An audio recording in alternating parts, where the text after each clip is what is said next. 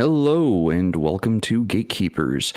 In this episode, we discuss traps, when to use them, how to use them, and why to use them in your games.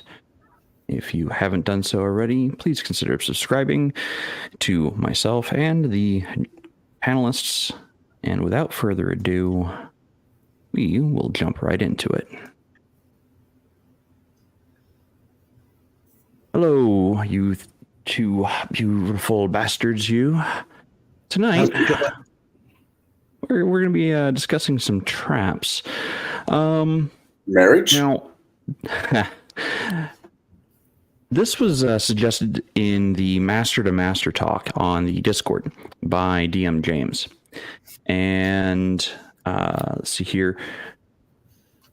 Mostly, it kind of spawned from one of his own videos that he put out. That it was a very short video. It was to the point that he doesn't really use traps a lot, and he explained a little bit why, but mostly because they just didn't make sense to put in his game in certain areas. And I want to kind of go over that, like why do we use traps in general? So my first question of the evening is, what are some of the reasons to use traps in a game? Now, I can offer my most common avenues of thought on this topic, but I'm going to start with Shadow. What are some of the reasons you use traps in your game? Well, right off the bat, I would only use traps if the people or person trying to prevent, let's just call it for what it is, theft deterrent. If someone was worried about their things, their possessions being stolen or their property broken into, then they would be the most likely people to put a trap up, put a trap in their treasure chest, their doors, things like that. But unless your technological level is at a certain point, a lot of the more tropey, more oft-used traps are just realistically impossible without heavy magic or heavier technological understanding. Things like the 10-foot stone block dropping to block off a hallway or to crush the party. What's holding that stone block up? You know what I mean? You would need some serious mechanics involved to be able to drop the stereotypical 10-ton block down.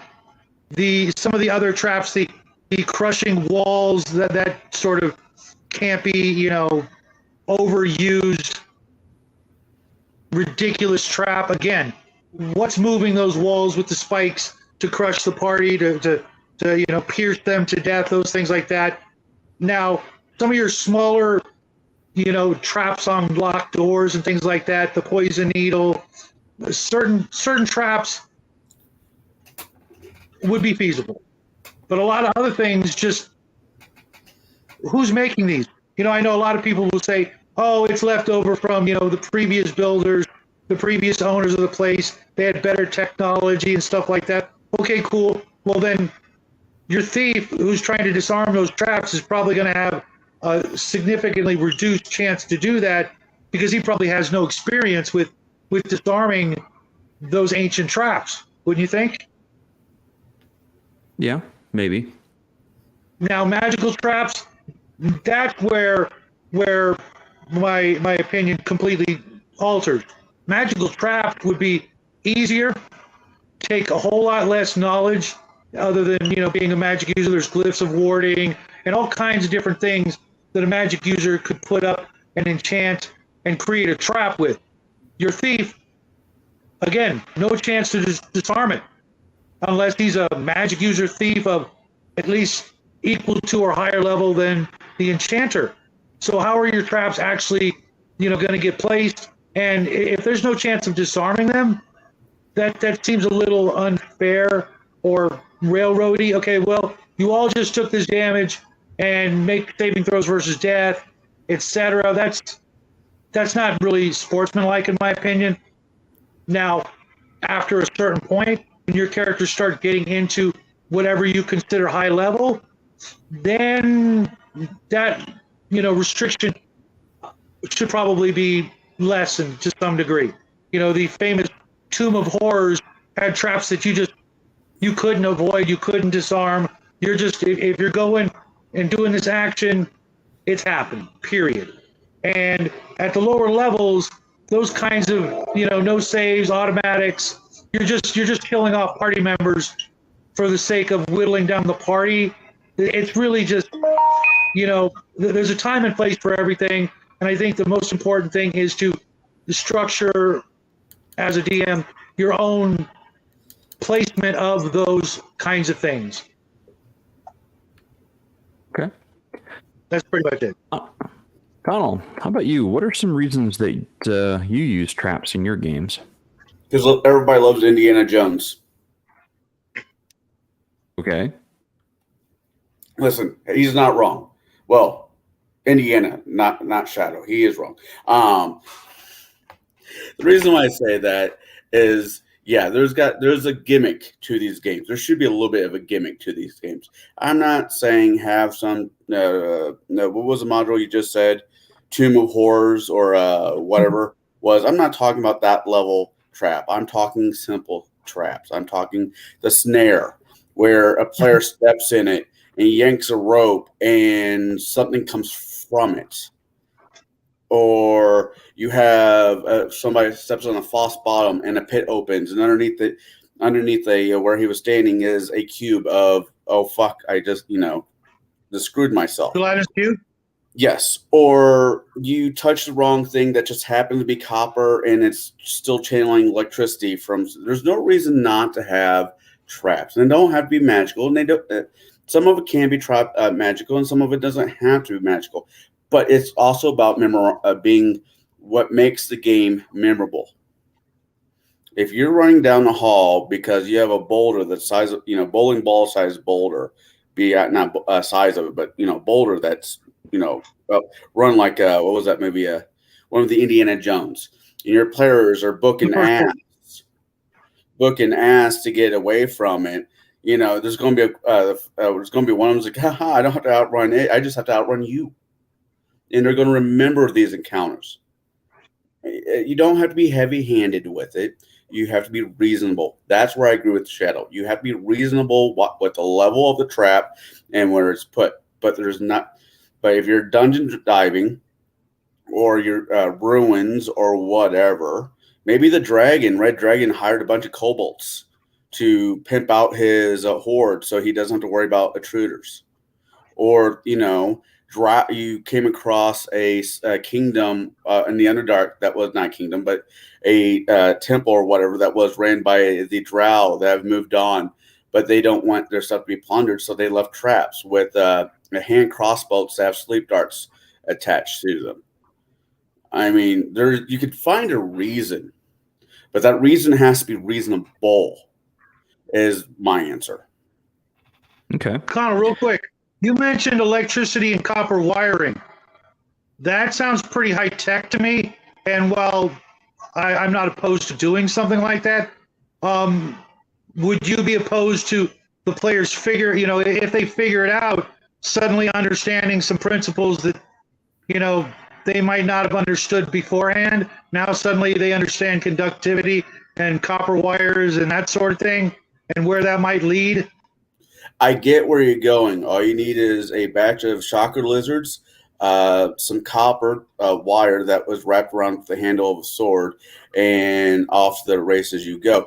But yes, if the players are able to pick up the mechanics of it, being the electricity travels through copper and whatever else, yeah, I'll give it to a player, because we're not expecting the players to be dumb.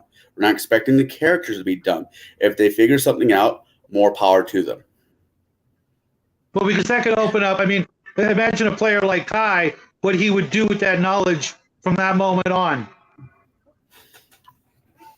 I mean, you would basically be starting a potential industrial revolution if you're not already there to begin with. But they had conductive materials and the basis of understanding of conducting materials even in Egyptian times. Right. The Baghdad battery, that sort of thing. Sure. Yeah.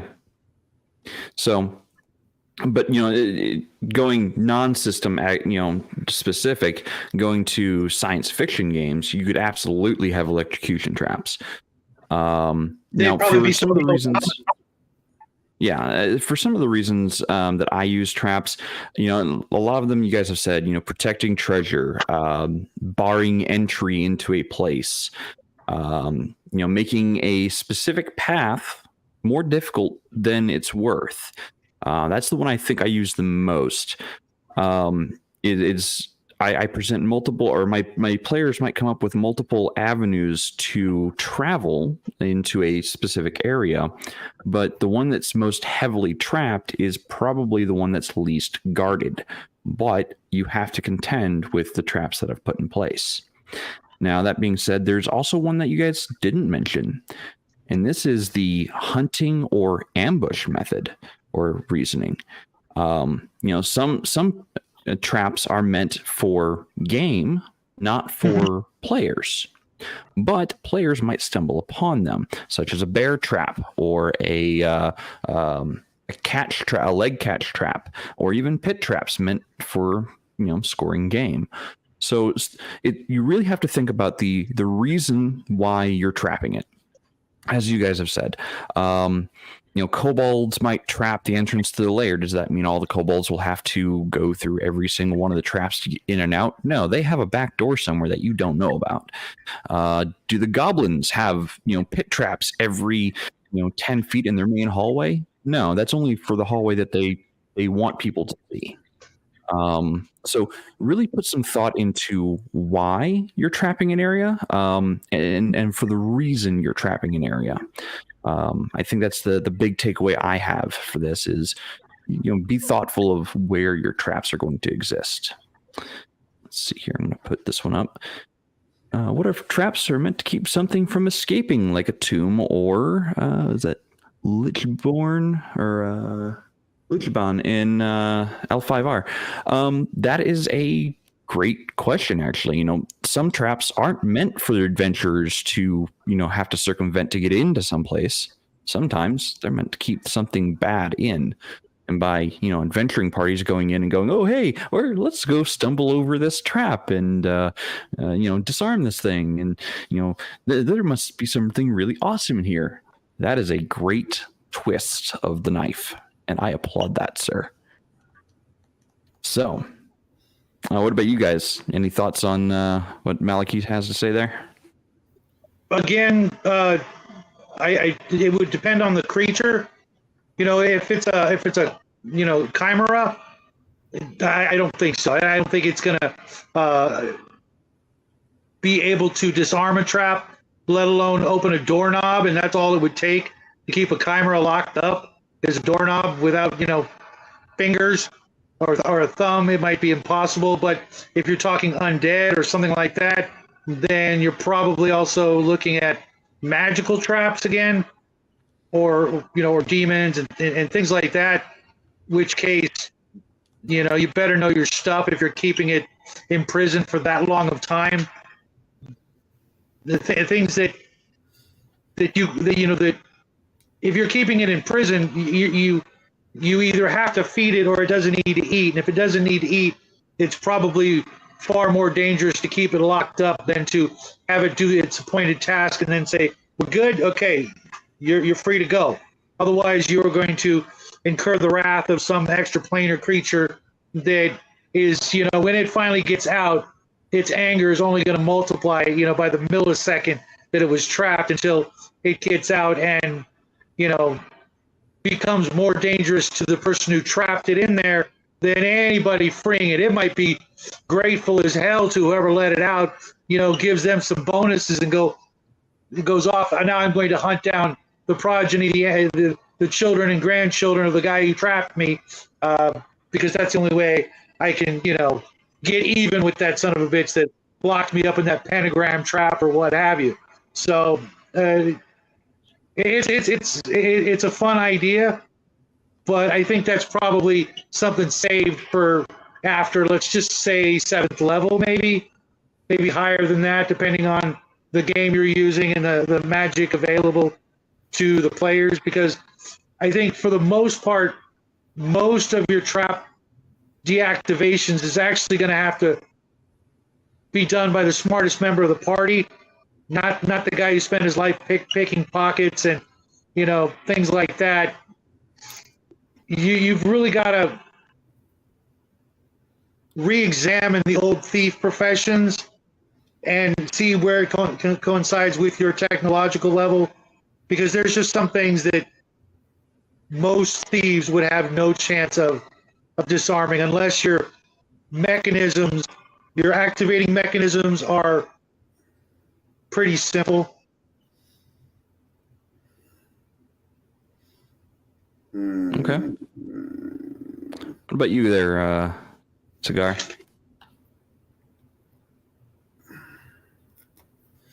I think they could be fun. I think, going back to the Curse of the Mummy, going back to old school, concept of stories, you and your trumpet, band of heroes go searching for the lost jewel of Ramsey the Third or whatever, and you find the jewel. It just happens to be on top of his coffin, or and you pick it up. Yeah, and the door closes behind you, and now you're trapped in that room with a mummy. It doesn't have to be a mummy lord, or it could be just a normal mummy, but to a certain anything below, I'm gonna say 6th level, that's gonna be a rough go. And okay, now you kill the mummy. Now do we knock the wall down? Do we try to find a gadget to make the wall re-lift? Can it re-lift? I think there is a place for it, especially when you want to challenge your players, other than just keep throwing random monsters at them and see what sticks. Okay. Yeah. Yeah, I've already kind of said my piece on that. Then I kind of like the idea of an ancient evil trapped inside a tomb somewhere, and the traps aren't meant to keep people out; they're meant to keep it in. I do like that concept, and I might be using that in the near future. I keep thinking of that line from Watchmen with Rorschach. I'm not trapped in here with you. You're trapped in here with me. Yeah. Okay, so my next question is more of, it kind of a thought-provoking question, or supposed to be a thought-provoking question. This goes for you guys as well as any game masters who watched us later. Why use traps in any particular instance? Why not use guards or other means? Cigar, I'm going to start with you on this one. So why not just use guards instead of traps?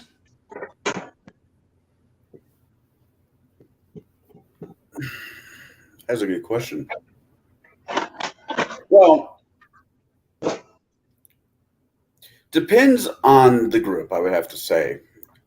People running, come across the guards, they're going to either having, can we knock them out? Can we cast a spell to put them asleep? Do we have to kill them? All, the main things. Or a trap, you don't know if it's coming. You didn't, yeah, there's always that one guy in every campaign. It's a trap. Everything is a trap.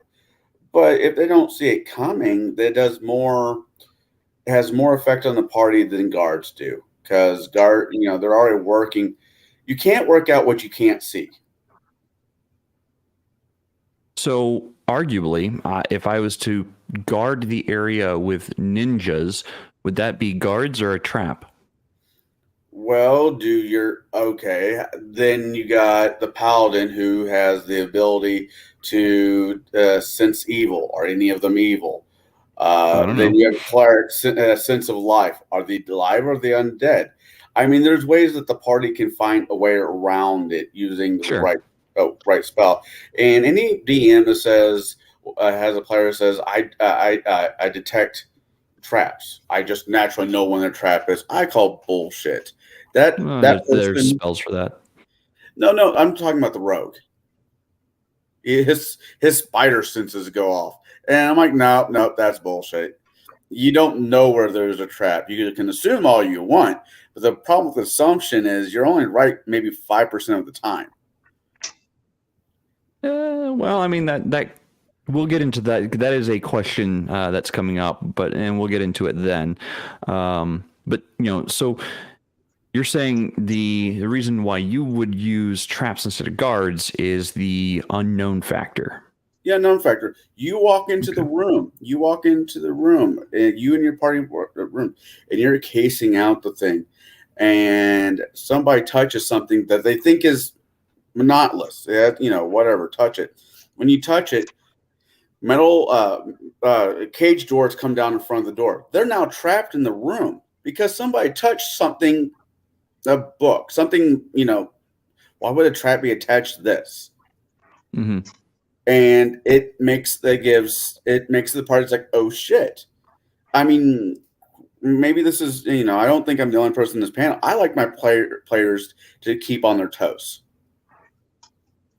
And that's why I would use traps instead of guards. Because you see guards, you're going to work out a solution. But you can't always work out a solution for something you can't see.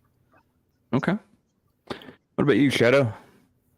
Well, I was just thinking, to be honest, I wouldn't even put traps in the adventure if there's nobody who can spot them. You know what I mean? If you're putting traps in an adventure, a dungeon, what have you, and the party has absolutely no chance of discovering them whatsoever, what are you doing? That's I think that's called railroad of a particular type, the kind that there's no way off of. It's a railroad to straight death, damage, imprisonment, or what have you. So now, if there's a thief or a ranger or somebody in the party who can detect traps, dwarves, whatever your game system is, they can do it, then, I would be looking at like a 1 in 4. 25% of the time, things are going to be trapped to give the thief something to do, because I think for the most part, most traps are literally there for the thief in the party. Otherwise, it's a no-win situation for the party. Suddenly, every trap they come across, they automatically set off, and it blows up in their face. So 75% of the time, I'm going to run with guards, or you just need the right key, and without the right key, you can't get in. So you got to double back and look for the key. But what if the key's on the other side of the door, and you can't get to it? You know what I mean? Adventure stopped. So almost everything is dependent on whether or not there's somebody in the party who can do something. And that's not meaning there's a guarantee, but if there's a guarantee they can't do it, that's kind of piss poor dungeon mastering. Suddenly, well, we got to this door. It's the only door we haven't been able to get through. We can't beat it down because it's made out of titanium or some shit. And we don't have a thief in the party. I guess we're going back to town, and we'll never know what was behind the door. Maybe we should hire a thief, come back in, and have to re-clear out the same dungeon we just cleared out because, again, there was no thief. Yeah, you're not. I think guards are going to be a better option 75% of the time. Okay.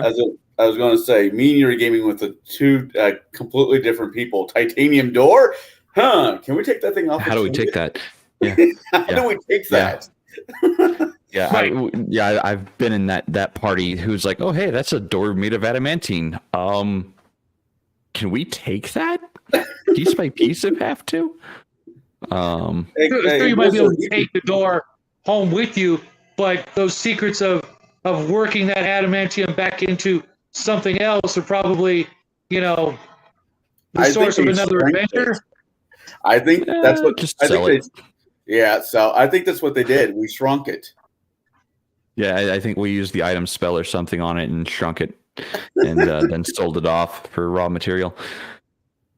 Anyway, yeah. So the reason I use traps instead of guards is actually more to do with the fact of I limit the number of bodies I put into most of my adventures, into my dungeons or different various places that my party is going to go to. There's only so much population. So I will use a trap on a back door because it's meant to be a secured door. No one's supposed to be able to go through it. The people who are inhabiting, the beings inhabiting this area aren't meant to go back and forth through that door. They're supposed to use the main entrance. So the back door is trapped. It's not guarded because no one should be going through there. So for me, it's a resource thing that I limit the number of resources that even my enemies have, because it'll make them, in theory, more realistic to one end, but also make them more make them easier to deal with if there's a limited number of them. And if the party knows that there's going to be a limited number, if they know there's only 200 people in the entire organization that they're getting ready to raid, well, they can start, counting off as they, collect the left ears of every goblin that they pass, just, to know that they've either A, got them all, or B, there might be stragglers somewhere. So I use it because of resource, limited resources, or there's no one left to stand guard at a location. Literally no one. Like the last person of a civilization died off hundreds of years ago. So what they decided to do, because they knew their time was limited, they decided, you know what, this tomb that protects our dynasty's greatest treasures, we're going to trap the ever-living hell out of it, and hopefully someday when our people reclaim this land, it'll be there for the next people, and they'll have all the answers to how to get past all of this. Fast forward thousands of years later, there's no one left in that civilization. I mean, the knowledge has been lost to time on how to get around all those traps. Well, now a party of adventurers goes, hey, I'm going to go in there and I'm going to loot that place because it's lost to time. It's lost its meaning. It's lost its value or purpose. And I want to know what's in there. So for me, it's definitely more of a resource thing. As I said, there's no one left to guard it, or there's not enough people to guard the area. Let's see here. Moving right along. So normally when I put traps into a area, I don't, how do I word this? I present areas that are trapped with obvious signs or obvious clues that something is amiss, something is not right. And I'm wondering if you guys do the same. Do you put hints or clues or some kind of description, using your descriptions of your rooms, do you tell the players, hey, be on your guard, in not so direct terms? Shadow, I'm going to start with you. Yeah, the usual best way is they find the first trap. Okay. After you found one trap, you now know it's okay to keep looking. Because where there's one, there's going to be more. Otherwise, I might put rumors or clues before the adventure, letting the party know that this place is famous for traps. Or, in a book or something, they find clues that yes, this place is trapped. I think otherwise you run the risk of the players looking for traps at every single door. Every single thing they're looking for traps, and bogging down the game for hours worth of total game time is spent by the guy rolling for a trap that doesn't exist. And I don't know about you guys, but my game time is pretty valuable. And the last thing I want to do is be the non-thief in the party, waiting for the thief to finish rolling dice, only for the DM to say, I wasn't trapped. Okay, well, you just wasted, a bunch of everybody's time looking for something that didn't exist. That's why later on down the road, the wand of secret door and trap detection is something I don't mind handing out. Is there a trap? No. Okay, move on. the time that it saves me of having to, try to be vague and not tell them that they didn't find a trap because there was no trap. I don't have to bother. Okay, there's no trap, or they rolled a number that would, be kind of iffy, and I got to be vague about it. And then they waste a bunch of time trying to find some creative way to open a door that wasn't trapped in the first place. So give them some clues, and then later on make it easier, because to be honest, after a certain point, if you think about it, I know how to open locks, okay? I know exactly how to open certain locks, okay? It doesn't change, okay? And in olden times, their locks were pretty damn primitive. Just knowing how to open up one lock would probably allow you to open up hundreds of different locks made by different people, because they all ran on the same premises. There's not exact, blueprints, but their locks were pretty simple. Once you knew how to open one, you just fiddled with it until it opened. One of the things I liked about other game systems is the take 5, the take 20, where you just spend the time until it's done. Okay, so you don't have to roll, but you're wasting or eating up game time. Okay, it's going to take you 20 minutes to open it, but you don't need to roll. That kind of thought process, I like that, because I know what it really takes to open up a lock. And a lot of times, anybody can open a lock if you've got a hammer and a freaking chisel. And if it's trapped and you're worried about a poison dart, you wrap the bag in a burlap sack a couple of times and you beat the lock with a hammer, and anybody can open the freaking lock. Now, if it's got some weird thing that somehow it's built into a larger device and you can't see what's on the other side of the lock, and maybe if you fiddle with it wrong, it's going to activate the rolling boulder trap or something, cool. But if you don't have some kind of basic working knowledge of locks and traps in general, you're really not going to be able to explain what the players are looking at to give them those clues on how to get past it. So it's again, it's kind of, it's kind of a touchy subject. You can be really vague about it if you don't know anything, but then you're cheating the rogue characters that spent all their time trying to, get through that process and enjoy that process. I don't know if any of you guys have played any of the Elder Scrolls or Oblivion, those games where the lock picking mechanism was part of the game, and you had to, literally try to, fiddle with the lock picks until you opened it. You've never played those games? Oh yeah, Skyrim. Yeah, Skyrim. There you go. But I also know how to pop a lock to begin with. Some people really enjoyed that mechanic in the game, and those are the people you have to kind of, help out when you're role playing. If they're playing the rogues, you got to give them something. Otherwise, it's just a die roll, and you can't narrate it very well because you don't know what you're talking about. I don't know. That's just me. What about you, Cigar? How do I introduce the concept of traps? I kind of on the same level as Shadow. They know that there is a trap, or there are traps the moment the players step on or trigger the first one. I prefer trigger the first one.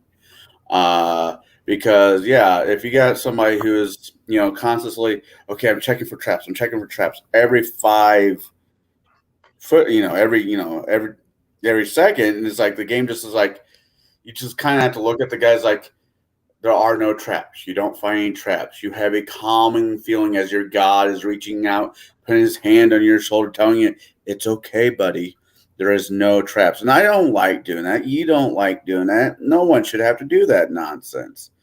So I like it when you have a cleric that is a rogue, but that's a whole different subject. So divine favor. God, is there a trap in this room?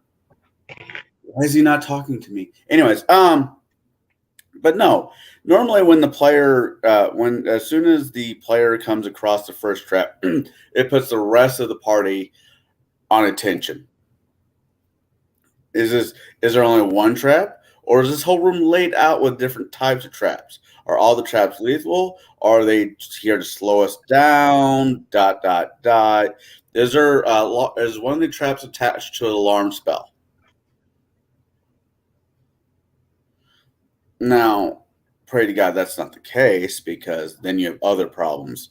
But yeah, if I have somebody in my party that is like, I want to, what is everybody doing on their downtime? I'm learning new locks. I'm going out and buy market and buy a bunch of new locks so I can learn how to work them. Sure, I'll give him a bonus on his roll because he's actually practicing his craft. So that's how I treat it. But it's kind of fall in line with Shadow, unless you have let's say you have a party of rogues. Fuck. Then what? Is it nothing but Trap City or no traps? Oh, there's no traps in this campaign, or oh, there's too many. It's always a fine line. So I'm almost weirdly enough on the same page as Shadow. I will just give bonuses if the rogue or whoever is the one who's supposed to be the one who deals with traps and locks. I will give him a bonus if he actually goes and buys more locks to work on to re-sharpen his wit. But see, that's I think you're being too generous there. I think that's what thieves do. That would be like mandatory. You're not getting a bonus because you're doing what you're supposed to do. That would be like giving a fighter a bonus, XP or whatever, because he actually trained with his sword on his downtime. But in some systems, you get more of a bonus for being a sword-swinging murder hobo than you are at being practical and learning how to work traps. Pathfinder being trap, that's different. Trap, that's different. I give you that, because traps are not necessarily one of a kind, but they're more unique in ways than locks, because you can go to any store right now, even a grocery store, and buy 10 of the exact same lock, and they're all going to use the exact same technique to get open, whether it's a hammer or a set of lock picks or whatever. Anybody in a medieval society who's making locks is making them all pretty much the same. They may be a little bit different on the tumblers and the key. Otherwise, one key would open every lock they ever made. But like I said, once you know how to open that lock, it's just a matter of time before you get it. It's not a matter of learning you're not learning a new technique. You're just learning just a new little twist of the same old skill. But didn't the Ranger in earlier editions have the ability to set traps? Well, it depends on which earlier system. Like first edition, if you include the entire catalog of hardback books, had non-weapon proficiencies that would allow you to do that. I forget which proficiency, survival or something like that. You'd have a little bit of a chance, and maybe they had some ability to set snares and maybe dig punji stick traps, for hunting game, that sort of thing. But that's kind of a thing that literally anybody can learn pretty easy. I mean, anybody can learn how to dig a hole, put some sharp spikes at the bottom of it, and then cover it with sticks and leaves. That's not really like, I don't need to roll percent on that. If anything, I need to roll to see if I get pissed off and tired that I'm having to dig a 10-foot deep pit, and whether or not I remembered to make myself a way to get out of the damn pit. It's like making a cup of coffee. You know how to do it. You don't have to freaking roll every time. Once you learn how to do something simple like that, it's just a matter of, do you have a shovel? Do you have a knife? Are you willing to put in the time? Where now? So for me, the way I present traps is all with my descriptions of the room or the scene that I'm setting. In a forest setting, if I've got a snare trap in place, behind the GM screen, I know that I've got it and I know where it's at. But I might describe the scene as a recently cleared area that something seems amiss, a branch out of place, a pile of leaves below it, not below any specific tree. I'm going to use the description of the area to kind of give clues to my players that, hey, something's off. You might need to investigate without saying specifically, hey, investigate the area you're in. And if they just bumble their way through into the area where I've got the trap set up, well, that's kind of on them because they didn't pick up on the language clues that I used. Same thing for a room. If I've got a room set up and I say that there is a fine powder strewn across the carpet, nowhere near the fireplace, but closer to the desk. When they go investigate the carpet, they're going to find, well, the fine powder, but where did it come from? And then when they investigate the desk, if they fail their roll on the desk and they don't look, like I said, they fail the roll, they might set the trap off. However, if they succeed at the roll, they realize by investigating the desk that there's a small little puffer in there that shoots out a poisonous powder or a knockout powder. So I'm going to use like the entire room's description when they first enter the room to kind of leave breadcrumb trails for them to pick up on it. I think that's important for me to do for my players because not all of my games have rogues in them. Arnman here says, in my game, dwarves detect traps. Oh, I clicked the wrong one. Oh, here we go. I want to describe the trap and have the players explain how they will defeat it, and then roll to see if it worked. I like this concept. It's a concept that I've toyed with in the past, but 3.x and Pathfinder don't really lend well to this method. Everyone's like, "Oh, I just rolled I rolled a nat 20. I beat it." Well, okay, sure, whatever. But I do like this method more, where the players have to go, okay, so we found a trap. It's a tripwire. We don't know what the tripwire is attached to. How do we defeat it? Well, I'm going to step over it. Well, okay, you didn't necessarily see the, or I step over it. Do I step on anything on the other side that might set off a different trap? Because there might be a pressure plate and the tripwire is just a red herring. Let's see here. I'm just going through the comments real quick, trying to get all of them. Real quick to what Arn was saying, though. See, there's a difference between the players and the characters being able to figure those things out. That's why there's the die rolls, because if you've got a table full of people, who are pencil pushers and homemakers and things like that, who have no idea what you're describing and can't visualize it, and, really just don't have that much mechanical inclination to where they could, I'm going to stick something right in here and then push something down here, etc. That's assuming your players would know what the hell they're doing.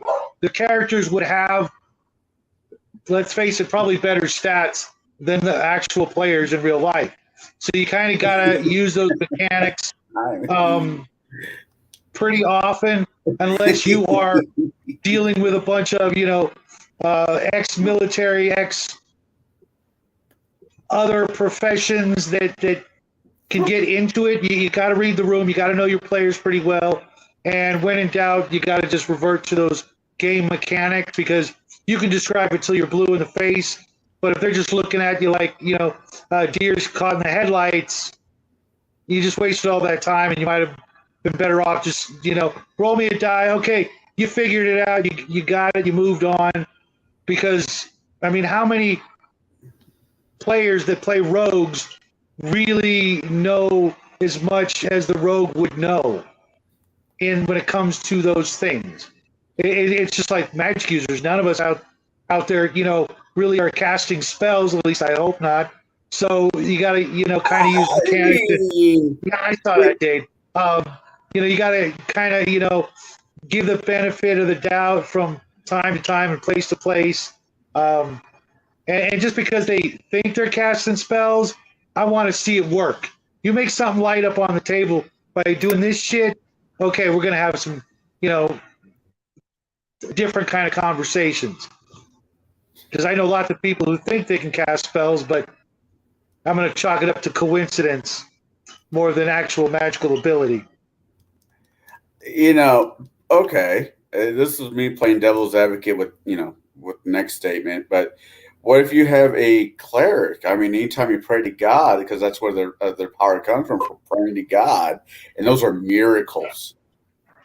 So that would be the only counter argument. But no, I agree with you. Most players are not as smart as they think they. Most players are not as smart as they think their characters are.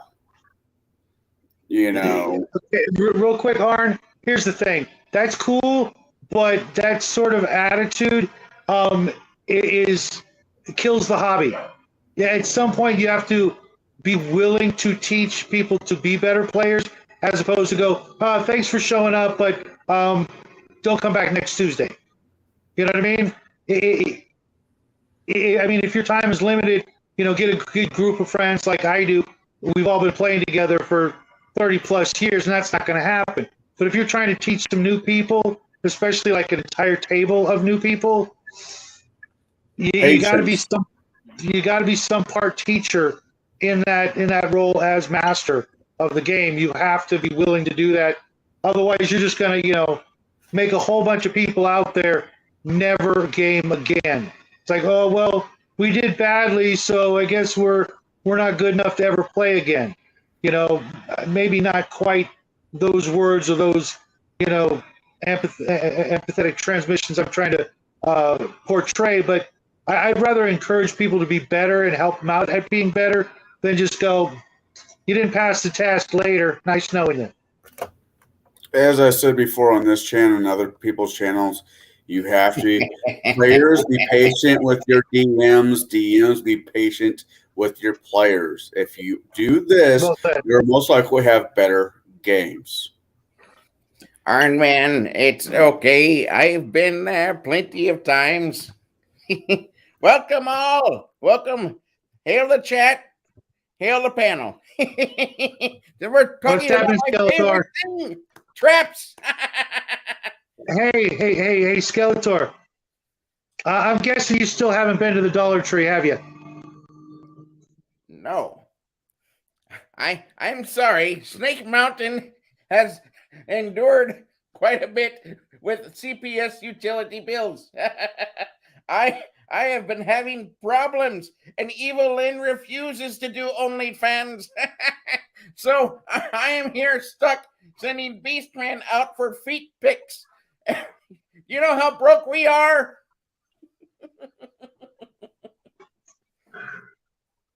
No worries, Iron Man.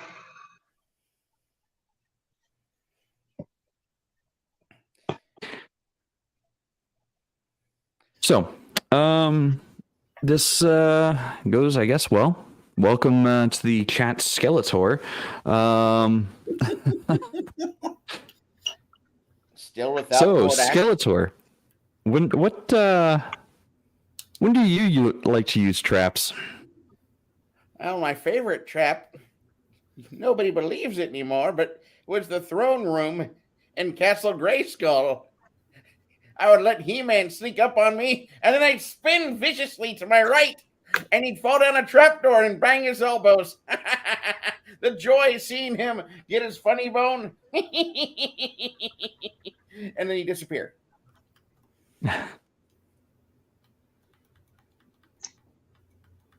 Okay. Actually, my favorite pit trap is still putting together a pit with it connecting to a large chute, and then letting the heroes to be discover how it is to be airborne, because the chute ends like a ski jump and they go flying, and then you stack whatever miserable sideways aiming poor marksmanship people that you have in your rudimentary forces, and you hope they get another level. Put them in the firing range and let the chute just propel them into the heroes into the air, right among all 20 or 30 of your kobolds or orcs or whatever you have. Perfect. So traps and guards, love it. Guards are important. The problem with guards is that sometimes they cost too much. Sometimes you have a thing like maybe you have a monster in the moat around Snake Mountain. If we have a non-performing guards member, he suddenly becomes entertainment. Watch, I will let you submit to telekinesis. Into the moat he goes, and let's see how this National Geographic show goes. Okay. And are there any giveaways to a trap's presence in an area for your traps there, Skeletor? Well, lucky for me, the only person that was adept with those was Man-at-Arms. And good thing Duncan was not involved with the majority of He-Man's adventures. He was there for a lot of them, do not get me wrong. But that SOB was like Batman. He had a gadget for everything. I hated it. He-Man, I trapped He-Man 70 or 80 times over the course of 3 years. And then they screwed me. They had me do a double feature with Hordak. And then they gave me a Christmas holiday special. And this little miserable dog licked me in the face. And I wasn't the same for years. I finally animated that dog. And then some Koreans broke in and they ate him. I didn't have the heart to say he was undead. Literally. You know, that is another scenario that I'm going to get into here in a moment. But so once the trap has been set off by the players, how do you describe what happens next? You know, if it's instant death, do you describe what happens next? Or do you just say, well, time to make a new character? I'm going to start with, well, Skeletor. Skeletor, how do you describe the effects of what happens after a player has set off a trap? Okay, I need you to roll initiative.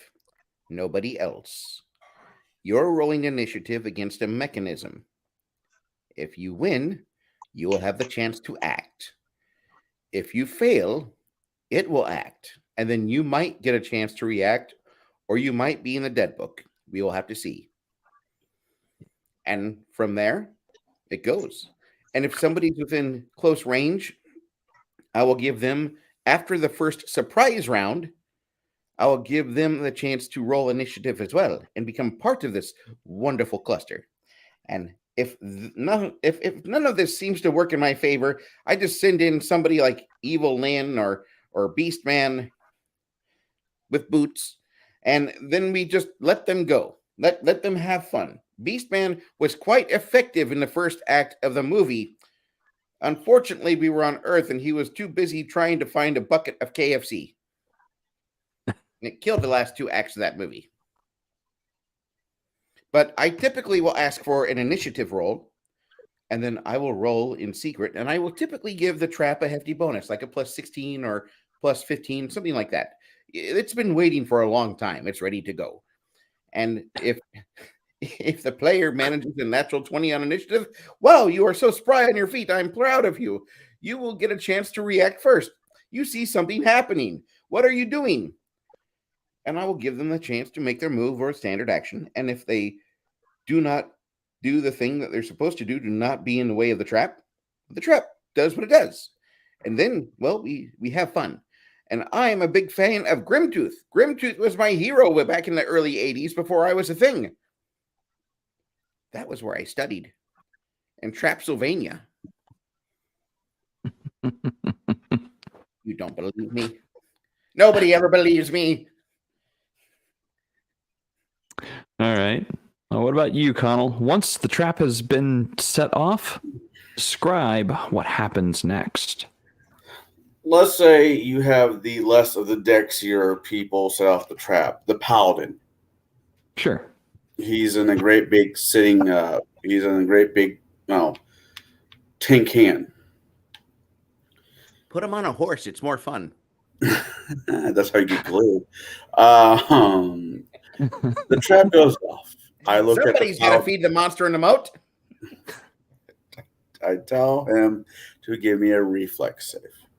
If he fails his reflex save, then depending on what the trap does, I will determine, how I'm not going to outrightly kill a player on a trap. I think there's a level.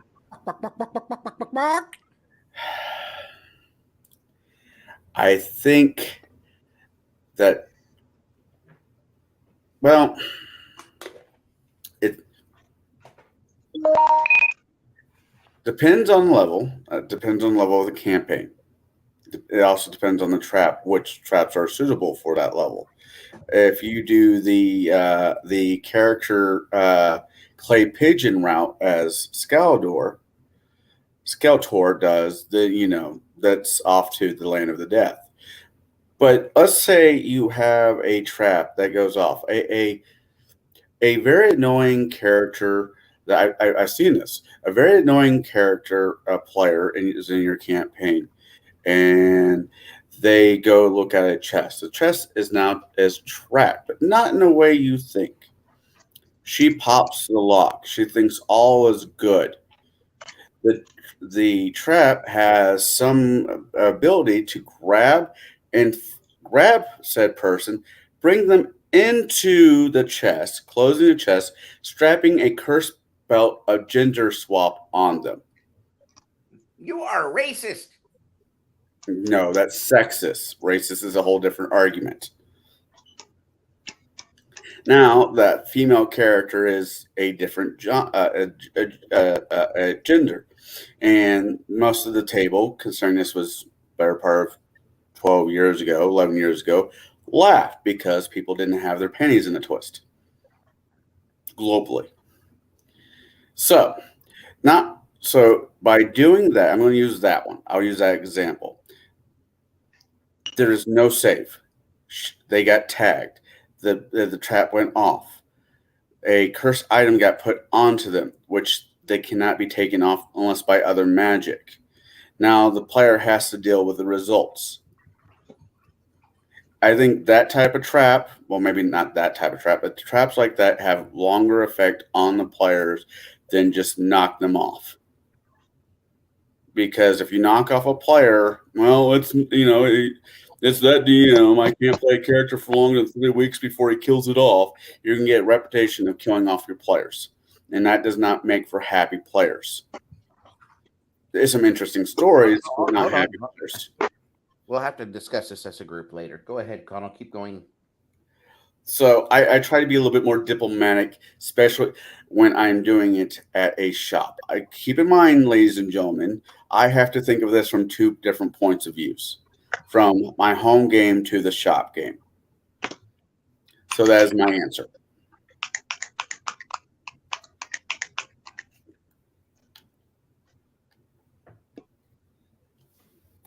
I was muted there for a moment. Let's see here. I've got a few comments that I am starring. We'll bring up, and after Shadow's answer on this, I will get to those. So, Shadow, what about you? So the trap has sprung, and your players are now having to deal with what? Well, first off, I got to shake my head at that trap Connell just described. It wasn't my I've seen trap. that in play. It wasn't my trap. Yeah, it must have been a Wizards of the Coast trap. That's all Nope. I'm saying. Nope. Nope. Yeah, I know every single player I know would probably kill themselves right then and there. Just because what's going on with your screen there, Jade? Just because they don't want to be potentially raped by the monsters in the dungeon. And I don't even know what to say. But Hold on, Shadow and Son. She just had an added badge to me. It doesn't mean she lost all of her muscularity from having testosterone in her. It's basically you've now got a Leah Thomas walking around your dungeon. Or an Ellen Page. Yeah. Elliot. It's Elliot. Yeah, no, I just got through watching that show, and trust me, that is not going to end well. But it really depends on the trap. It really depends on the trap. I can describe and narrate any trap going off just as well as I can narrate any spell going off. It's really going to depend on what it is. Now, if I'm trying to disguise the actual effects, because that's something I think would be a lot more fun, especially as levels go up. Because I was thinking about this. I only know about a certain couple of game systems that actually have rogues in them, but there's this spot where in the beginning you have very little chance of disarming the trap. And then you get to this point where it's almost a guarantee without some sort of negative mechanic involved, where the level of the trap gives you a negative modifier to the mechanic. Because from what I've seen in some of the newer game systems that I play, they can pretty much manipulate their numbers from second edition on to be like, well, yeah, I'm putting all my resources, skills, level up abilities, whatever you want to call them, into disarming traps, and then suddenly you will never want to put them in the game again, just because their chance of failure is like 2 to 5%, period, and that's out of your control unless you start putting in modifiers. I don't know if you guys have seen this or come across this, and maybe it, not breaks your spirit, but makes you want to just say, fuck it, there's no more traps. You wasted all that, and I'm never going to put another trap in the game because your percentage is, 187% chance of disarming every trap. Some games have an automatic failure percent, but if you're talking about a 2 to 5% of automatic failure, why even bother? You know what I mean? It's just, for every, 15 or 20 traps you put in, one of them might actually work. So I like the idea of disguising the effects of the trap. There's a trap, you did something, you think you disarmed it, but you hear a noise far off down the distance in the dungeon. Something happened, but you don't know what happened. Okay? Maybe you disarmed it, maybe you just set something else in motion. Maybe there's, one of those, what were those things called? Like in the game Mousetrap, where you do this and then the ball rolls down. What were those called? There's a word for it. Thank you. I just couldn't. Yeah. I was thinking of something completely different. I was thinking of the pictures where this picture plus this picture. But anyways, I would do something like that. You think you disarmed the trap, but you suddenly heard this clank or the sound of chains rattling or maybe even a bell go off. And then later on down the road, something, then they go into a hallway and now it starts firing off darts or something. Was it because of the trap you just did, or was it because something else you just stepped on and didn't actually notice that mechanism? As opposed to a poison dart shoots out because you failed the trap roll and described the dart. Okay, well,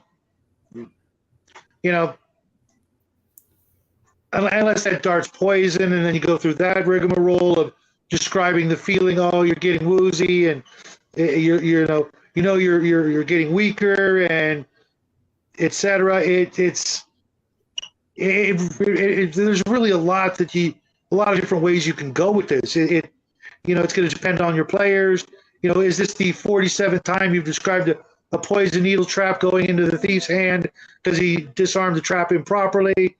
Or is it a new group of players and you really want to, get them into the spirit of the game, of the role playing, the descriptions, the narrations, etc. There's so much, it could go so many different ways. Sure. One of the ways that, so I do get into my descriptions of what exactly happens, sure, but so when the trap goes off, I first ask for the save rolls or the defense rolls, or depending on the engine I'm running. If I'm running something like World of Darkness, I'm going to say, okay, give me a I can't remember the stats of World of Darkness right now. Whatever the equivalent of a reflex save is. I think it's awareness and dodge. So I might say make an awareness and dodge. And if they succeed, then I'm going to describe just as they, where they were standing, what happens to that. And that should kind of clue them into what kind of person that they're dealing with. So a lot of my description is based on, who set the trap up. Are they, a primitive society? Are they sophisticated? Are they exceptionally intelligent? Are they elegant with their traps?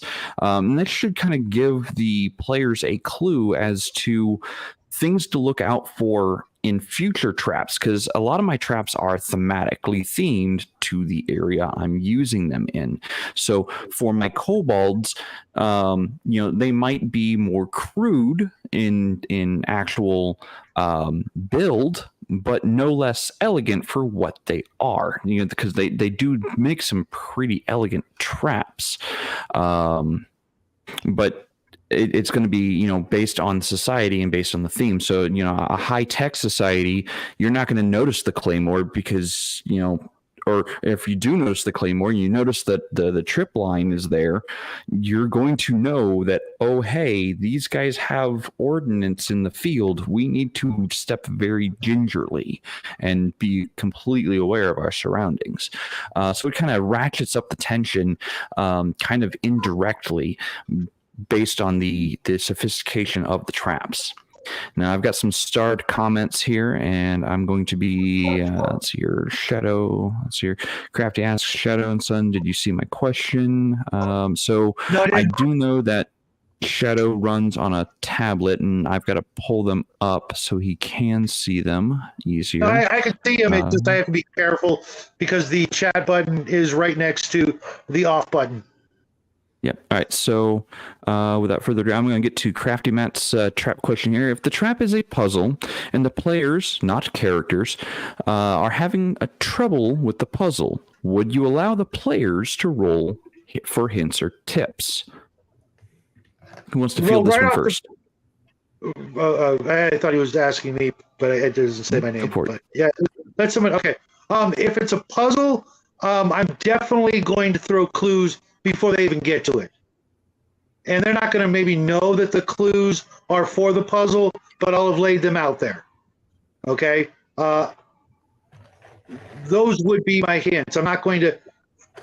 And if they're still having trouble after that, I'm going to look at whoever's got the highest intellect scores, and if they're above what, I hate to say this, what I would deem the player's intellect scores at, because if I've got a really smart player at my table and his character has got, a 14, but I think he's got a 17, let's say, which, trust me, most people don't have that. With something like that, I'm going to look at the character's stats versus what I assume the player's stats are. I've played a lot of games where you play yourself as a character, like Villains and Vigilantes, so I can kind of get that, and I have my own system of, like, intelligence relates to IQ, and I know most of the people I know don't have an IQ of over 150, therefore 15 would be that number. So if your character has a 17, then I might give you the bonus or a clue or a hint. But if you're running with something, in the 10 to 15 range, I've already done all I can. You're going to need to get help somewhere else. Because, like I said, I will drop hints and clues before they get to a puzzle. Okay. I got a question. I got a example. It's unfortunately I'm going to be using your example for the riddle for your campaign that you ran years ago with me, James, Scott, and the rest of the motley fuck ups. We're past 30 seconds, so I can say fuck up. We had a player at the table who's extremely smart. He knows he's smart, and he's incredibly arrogant about it. That doesn't escape the fact that he is smart. We actually had two players at the table that are extremely smart, James and Scott, in different ways. So what if you have a player who hears the riddle and knows there's a physical effect that has to be done and just cheeses it by using a magical item that gives them the answer without having to do the good old brain scratch. Do you allow that to happen? Or do you just say, well, this is an anti-magic field, go find another way, fuckers?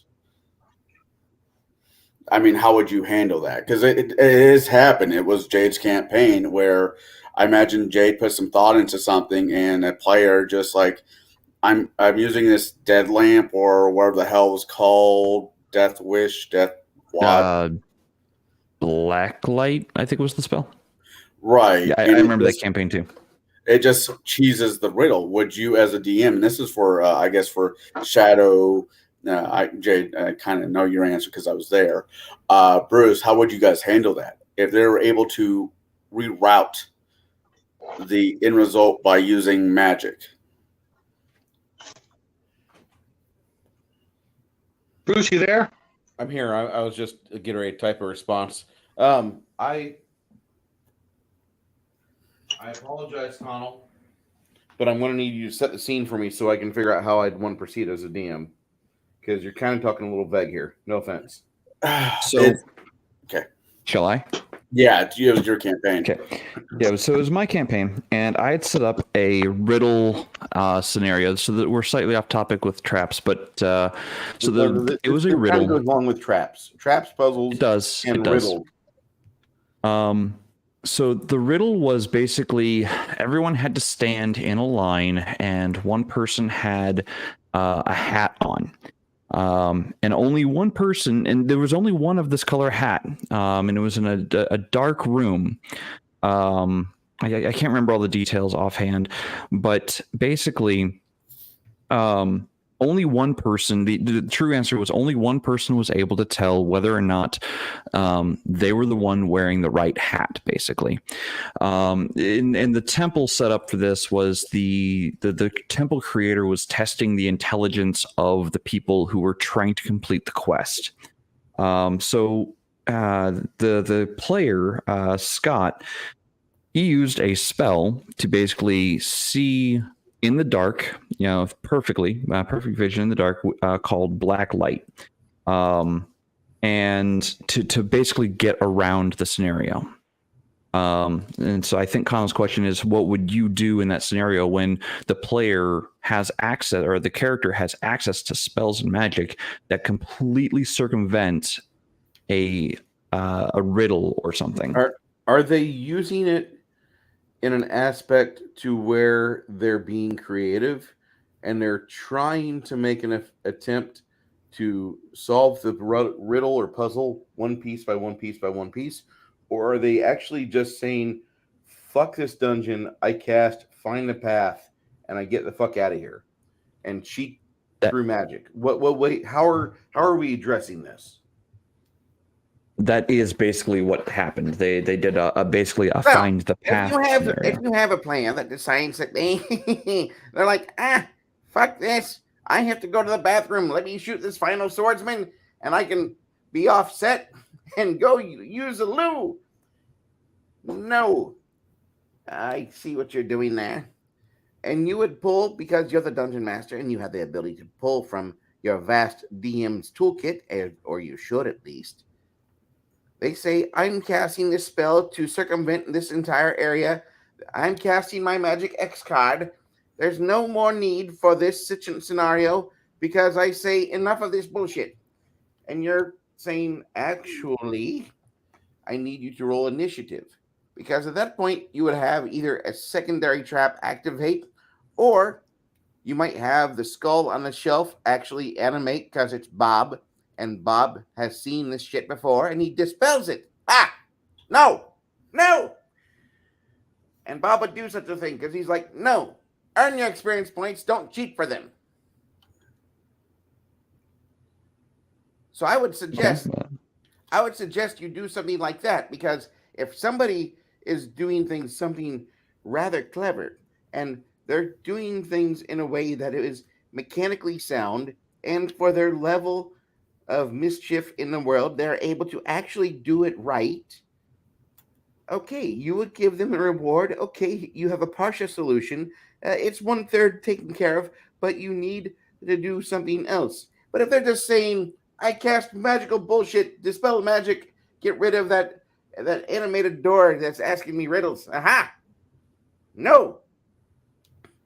Bob, the skull on the shelf, animates and dispels your spell as you're trying to recant the magic that would allow you to circumnavigate this because you feel it is below you, or this is a scenario that you do not wish to engage in. But Bob, the dick on the shelf, he says, engage it, and you will have XP. And your spell is gone. Did I not notice that skull before? You saw it. I even said there's a human skull on the shelf. There's a couple drawers here. You notice there's a ledger. And you do see that there is blah, blah, blah, blah. But you zoom right past it and you saw the puzzle and you're like, fuck this. I have find the path. And I cast it. No. Bad player. No experience points. No solution reward. You are still where you were 14 seconds ago.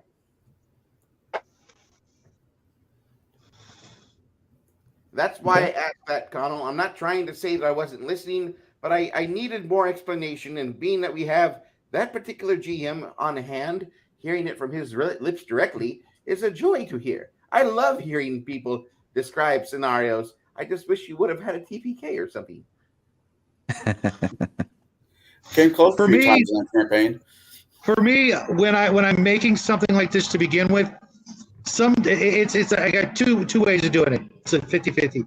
At the beginning, this MacGuffin or whatever is the only way to do it. Period. You have to find this, this gem, this key, whatever, and this is the only way to do it. Or I'll say it can, kind of like with the Indiana Jones swapping the idol. He went for a bag of sand. There's probably some other way that was meant to do it so that you could remove it and polish it. The people who worked in the temple probably knew, if you push this gem or push this key in or something, you can take the idol off, polish it, and put it back, and you won't get hit with the trap.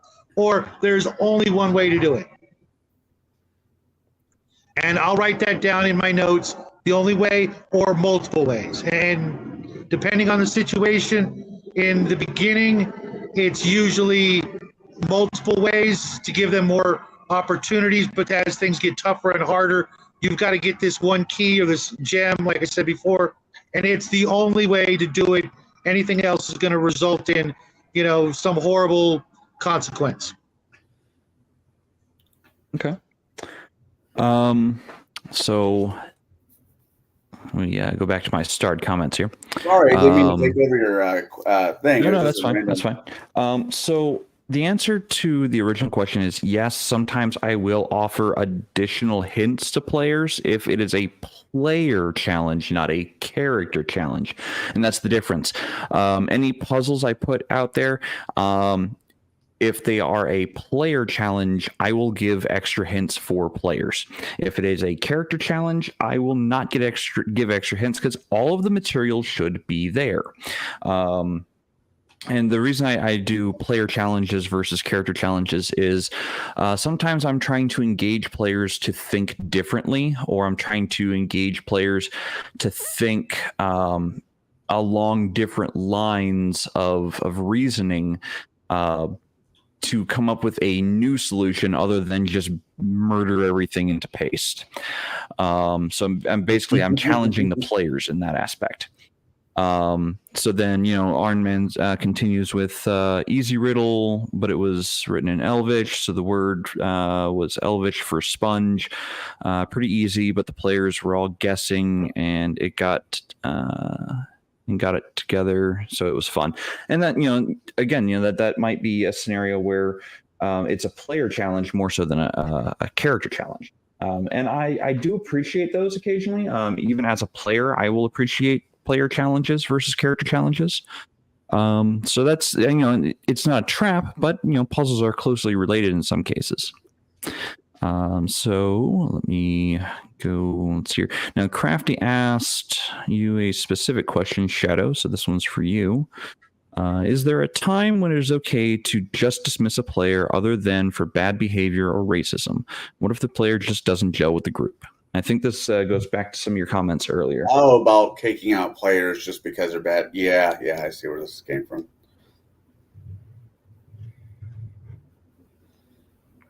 You're muted, sir. To be honest, in my experience, it's usually the players that dismiss themselves because they're not gelling with the group or something like that. But yeah, there could be, I have my own sort of vetting procedures that are more aligned with the group of the people. If I've, like I said, most of my players are old friends.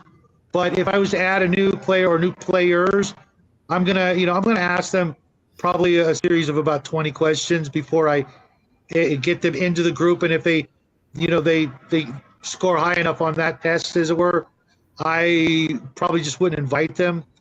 But if they start, if they're having a bad day or something, I'll stop the game and say, hey, do you have a bad day or is something, what's really going on? Because I don't have racist friends or, issues like that with my players. But I have, stopped games before in the past when a player is just, being kind of a butthead and, it turns out that, something happened that day and they're just trying to vent or they're, like Connell often says, I'm in a weird mood. Okay, well, can you elaborate? Let us know because, you're playing totally out of character. Why? Because you know better than this. You really wouldn't do that. You've never done this sort of thing before. And, if it continues to be an issue, then I'll just say, hey, look, for whatever reason, you're just not working out. But like in the middle of a game, I'll just stop it and address the situation immediately. I know that sucks to have to do it, but, there have been a couple of times where I've had to stop the game and go, what the hell? But, kicking a player out during a game, I've never had an experience where I've wanted to do that. So I hope that answers your question, Crafty. And I've got a question for you. When's the next damn Conan game? I've had to do it once. I actually had to physically remove somebody from the gaming area once mid-game. And it was really hard to get the game back going after that because, it's like a car accident. Everybody wants to rubberneck and see what the hell's going on. But that would be a good time for you to pull out that A+. I'm a paid dungeon master. Watch my charisma score soar.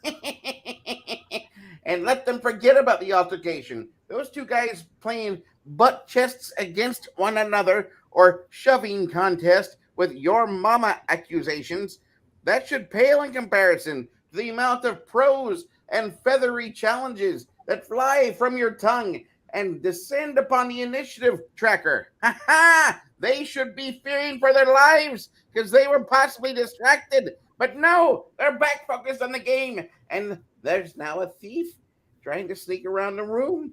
Look, he was getting in position to backstab the wizard. Have fun, fuckers. Initiative time. Okay. About 12 years ago, whenever you and Russ got into it, though. I am sorry about that. It's okay. It was good fun, and it made for a lot of views. I got rid of some dead weight. Tell me I'm wrong. Okay. I'm not saying you're wrong. If I have a person that's a good player at the table, but they are not getting along with the group, if I've got time, I will make another group for that person. Like tonight, I'm going to make a reaction video to this with Iron Man because he has a few things he wants to discuss. And we'll just go through the chat. Once you finish this, post it, and I'll be able to scroll through the chat, fast forward, scrub all the way to the end. Then I can look through the entire chat and be able to ask him a few questions. And he's played the game since 1977. Dude, how many? We don't have enough people that are still around that have played since 77. So I'm going to consider this a good time to, Bruce, ask questions and shut up and listen. Okay. Let's see. Back onto the subject of traps. Now that your players have experienced a trap, or if they haven't experienced a trap, are they actively looking for traps, even if none of them are rogues? If are they, or are they not? If so, awesome. If not, why not? Well, here's the first situation. Here's the first hint for those of you that remember. If somebody is looking for a trap, they will say something like, "Are there any girls here? Because I want to do them." And that's when you spring them with a trap. Go ahead, show them that lovely surgeon or a wizard's work. Oh, look, she's got an alteration spell that made her boobs bigger. Wow, so nice. And she has wide swimmer's shoulders, too. Oh, look, she has finely toned calves. You could almost... Wait a second. Make a perception check. -12. Oh, I'm so sorry. She kind of stands next to you, and you're looking up into her eyes, and she's rather bewitching. She wants to take you out of the inn and back to her room. Would you like to go? And then you spring the trap when the clothes come off. Wrong kind of trap, but yeah, It's still a trap. It's You a mean trap. a slide trap, maybe. That's definitely a type of trap. Anyway, then marriage. let's see here. Who wants to field it next? Are your players looking for traps? Okay, so the players get into a room that's stacked with a bunch of chests, like this miniature right here. So I'll set it down and I'll be like, "All right, Mr. Snifflesworth, you're the rogue. Tell me where you're going. What are you doing?" And he's like, "Well, I'm going to go up to it and use my perception." Okay, we'll roll your clickety-clack math rocks. And you move kind of around a little bit, and I describe what he sees with that level of discovery, but I don't give it to him all at once. I give it to him in like 30-second information drops, like I'm channeling a really poorly done William Shatner. And I will let him explore, and he will look at the stack of chests. I'll get to that in a second with Mr. Crafty. And then he can circle around and he can see more. You rolled a 18 with your perception. You can see, you count about maybe at least 6 scrolls that are tucked on these random chests. Some of these chests have coins spilling forth. You haven't advanced toward it, have you? No. Okay. If he's sitting on the table, I give him the miniature to fondle and play with. Like, show me how you're approaching, where you're approaching from, which one interests you the most. And let them have time to observe it. If they're there at the table, or if they're on stream, kind of rotate it on camera so they can see what the fuck you're talking about. Because you want them to be able to interact with it. And you want them to be able to notice things like, what type of wood are the chests made out of? Do you see locks? Oh, you're looking at this with detect magic. Okay. And you're holding a torch? Put the torch down. It's kind of messing with your vision. And keep rotating it around.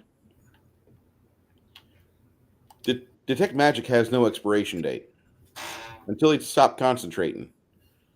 Most systems are like that. So I know that this one here has an aura on it, but it's going to take about 30 seconds for him to be able to really see the aura aside from his glowing torch that he is not carrying in his hands. So I'm going to continue to rotate this around and just listen to what he has to say. And if he gets like uppity or if he gets like ballsy and he starts going in, I want to figure out like, okay, is there a pressure plate trap? Is there a proximity trap there? Is there, go down a list of what items are here. But if not, I want to keep spinning this in my hand because he said I'm going to search it. And searching might take 10 minutes, depending on like if you're playing a TSR edition game, it might take you 10 minutes to search a 10 foot by 10 foot area.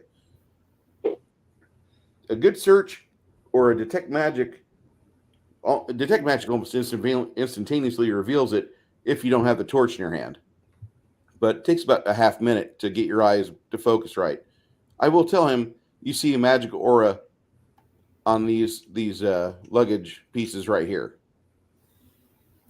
Well, what is it? Well, you think it's evocation. Okay, well, I'm not going to mess with that. Okay. You want to look at this? Do you want to walk around this as it is? Do you want to continue to explore this stack of treasure chests? There's silver spilling out of here. You could fill up what you've got bag wise on your person, and this would be worth your entire trip out here. Plus about a week of you living the higher life that you're not so used to. You don't have to drink the draft. You can drink various whiskeys. And I'll entice them with something like that. But most people are greedy as hell. I walked 2 weeks out to get out here. Take me back to that magic evocation trap. I'm going to see if I can detect what type of trap it is. Okay, so you're going to focus on it. And we continue to banter back and forth, but I've got a timer running in my head, or I'm looking at the clock on the corner of the screen. And I'm going to give him just feedback. I want to have dialogue. I don't want to have mechanical tests or clicky-clack math rocks unless he starts saying, well, I don't feel confident in my abilities. Can I try to roll? And I'll give him hints on successful rolls. I'll give him really bad hints on failed rolls. But I'll give him successful hints, and hopefully he can start putting it together and critically think, because I want him to think outside the goddamn character sheet in the game. What are you going to do? What are you going to do? What are you going to do? You're in front of this trap. How are you going to disarm it, or are you going to walk away from it? It hasn't decided to disarm itself on your fleshy bits yet. Do you want this or not? And then I'll finally hit him with that daddy voice. If we're doing this for like 6 minutes, I've got people they're going to stop watching. They're not going to be involved. They're going to get bored. People are going to get up. No, guys, sit down because something might happen. I need you all to be able to roll initiative. What?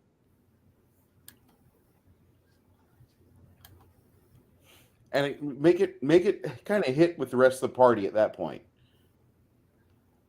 And they'll probably want to get involved with this exploration of this location. Bruce, I'm going to cast Detect Magic too. Hey, I'm a cleric. I've got find traps. Okay, well, there's a trap right here. Does it tell me anything? No, it's there's a trap right here. That's what your spell does. You found it. Okay. Well, I tell the rogue that the rogue and him start to fight. So this is where I back off. The players are getting antagonistic towards each other. Let them. This is what people do. When people are getting testy, when you have two mechanics working on a car at a shop and neither one of them can get a lug nut free, and one of them's like, what's wrong? Didn't have your protein shake today? You're not having your Black Rifle coffee? You're not feeling awake yet? You can't use your elbows right? Fuck you, man! I love that. And in game, it should be just as real at the table as it is in real life. I want them to be antagonistic towards each other because that's the only way they're going to bond and be able to work as a team, is if they test each other like that. And I know that goes against a lot of grain for some people, but for me, that's kind of how men get along. They talk shit to each other. They lay down the gauntlet. And if little Sally goes through the gauntlet, okay, well then, good job, Sally. Hey, man, you earned your beer today. You earned your salad. You earned your chicken fingers. Whatever you are looking for, you got it. Even if you suck on all the other parts, even if your armor class is a 10, even if your THACO is a 22 because you really suck, you're good, man. You did all right. But once they start getting down to brass tacks, have them make that one deciding roll. Disable device, remove trap, whatever it may be, whatever system you're using. and then just let the dice fall where they may. If you feel benevolent to them because they've done everything they can in exchange with you, and they've kept their cool with their fellow players, give them a 10% bonus or a +2 bonus. But if they botch that roll, ham up the dismemberment. You were leaning in a little bit, and this thing discharged a shocking grasp at you. It rolls to hit and hits a touch armor class of what yours is +7. So it definitely hit pretty effortlessly. And the good thing is, shocking grasp tops out at 5 die 6. This wizard was quite talented, and you take clickety-clack dice. You take 18 points of damage, but you're a first level character. You're a first level thief. So you clutch your heart and enjoy your pulmonary cardiac arrest. Anybody here have a way to revive him or slap some non-magical bandages on him that will stop the internal bleeding? Because he's bleeding out right now. I need to know. The ticker, and put the sand timer down. Let the sand run. And if the players can't figure out how to stop, sorry, Timmy, you don't make it out of the dungeon. This DCC adventure was not for him. Anyway, I'll share. Go ahead. Everybody else talk. Like Kai, how do you want me to follow that? Well, I mean, so you've got obviously multiple groups of players right now. Are any of them ever actively looking for traps while in dungeons? Oh yeah, Okay. I got a few players that are always, but they don't ham it up. They don't. Every 5 seconds, is there a trap? Is there a trap? And I'm like, they don't do that. I mean, frankly enough, I had one of them say, I do the jingle the door handle check. I'm like, I haven't heard that one for a while. What? Nothing. But yeah, and if a trap goes, wait, what's the question? I'm sorry. No, I mean, the question is, are your players actively looking for traps? If so, yeah. Why? Why are they doing so? If they're not actively looking for traps, why not? Everybody, especially, okay, my home game, the game that's outside the shop, everybody has faceted themselves into a role.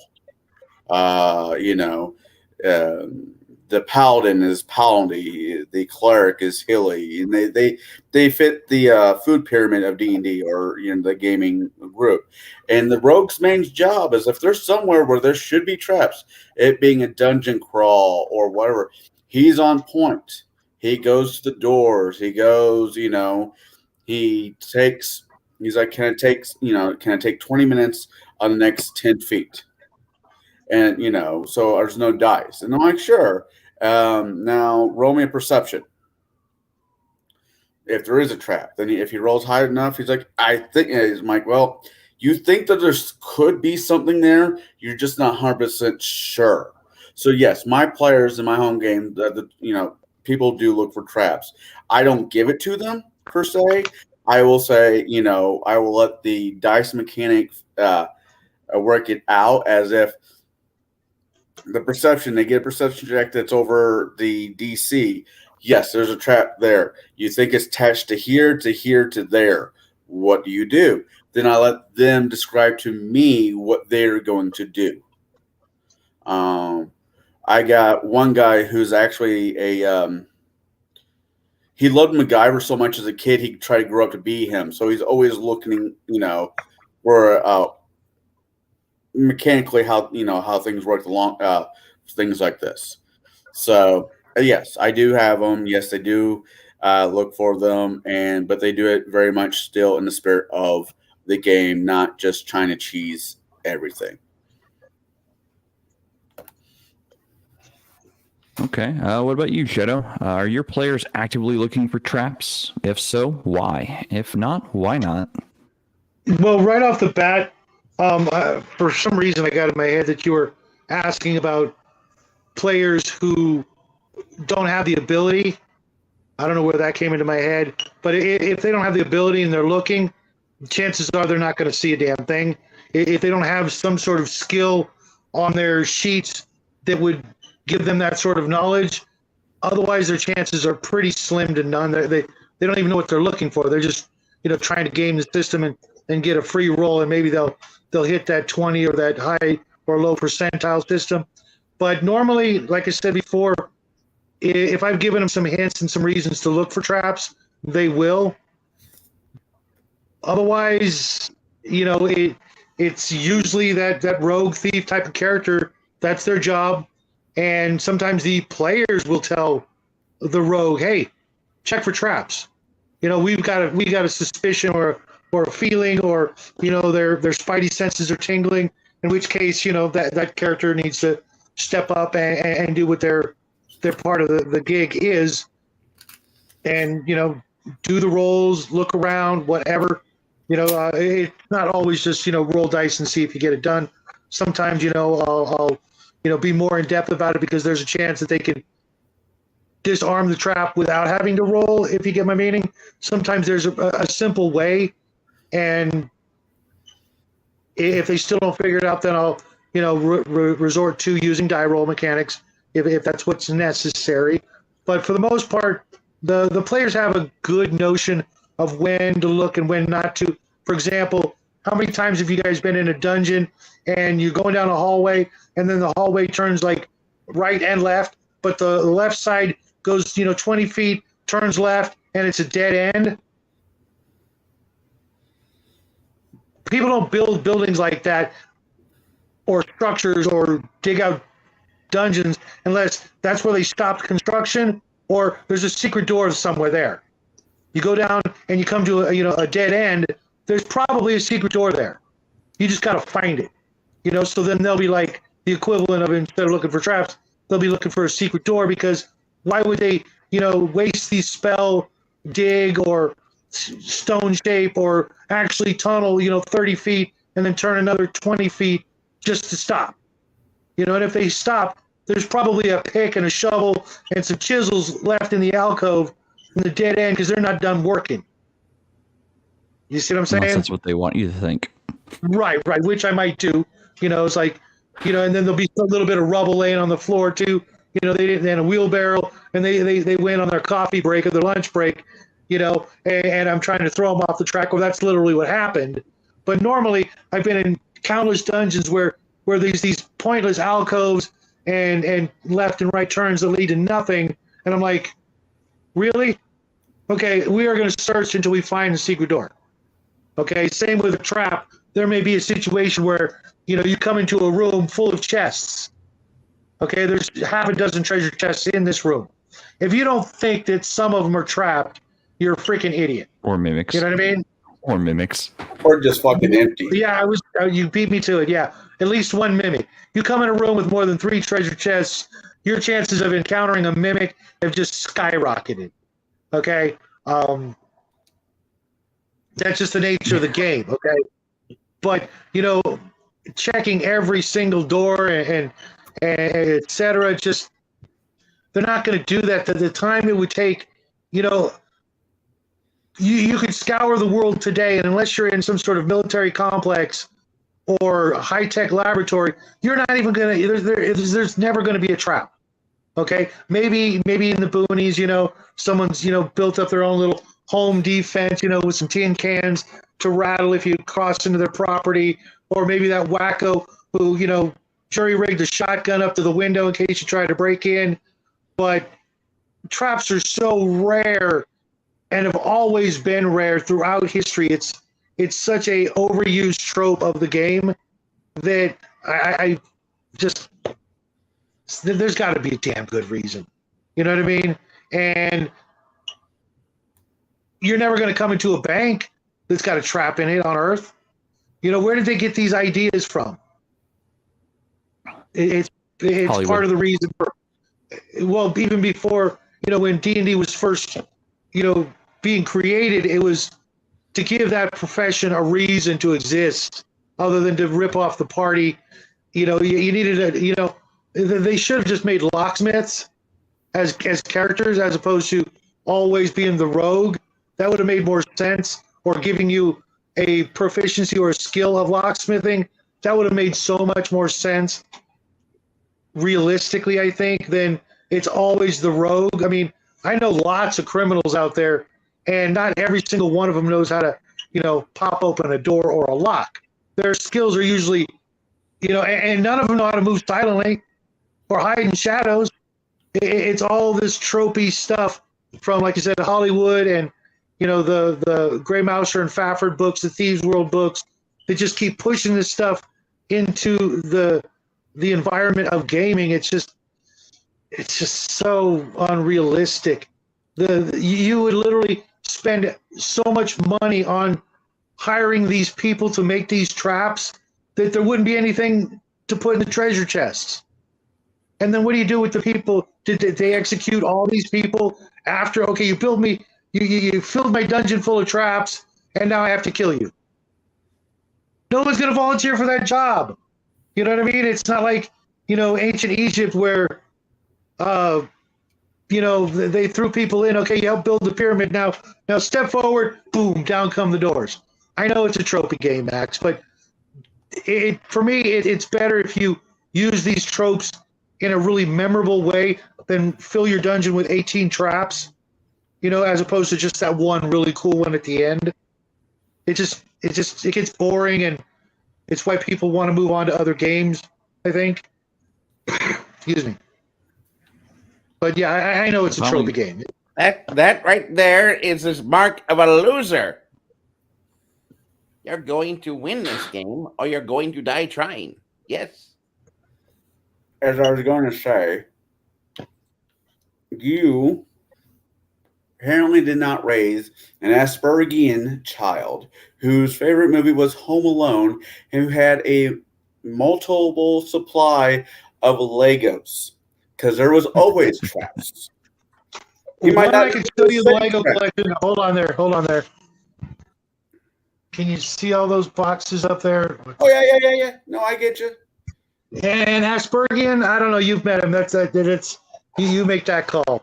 But Jack, if he ever thought of it, I don't know. I'm just saying there was traps. There was traps every day when I came home from school or work or wherever I was doing. I love the kid. He just turned 22 this year. Damn, I feel old. But yes, he was a little trap smith.